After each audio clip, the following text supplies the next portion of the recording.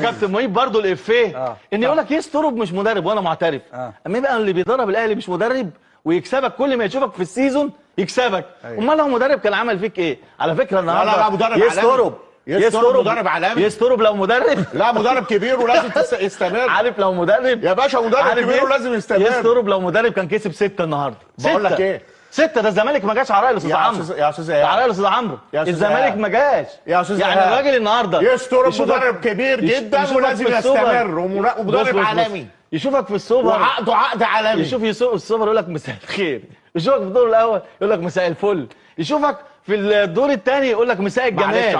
فرحانين يعني مش فرحانين كسب البطل. انت كسبت البطل على فكره. طبيعي تبقى مبسوط. انا مبسوط لك والله. ايه انا الجديد؟ مبسوط عشان انت مبسوط يا استاذ عمرو معلش لان انت كسبت البطل والله بجد.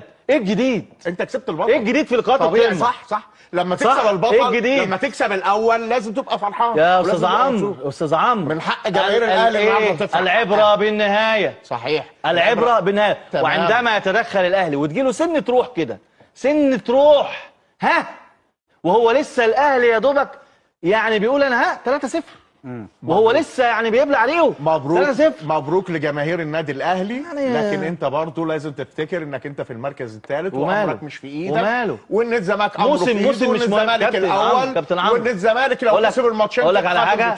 مبروك للزمالك الدوري السنه دي كامل 15. الاهلي جابه سنه 74. نرجع تاني سنه 74. خليك سنه 74 الاهلي جابه سنه 74.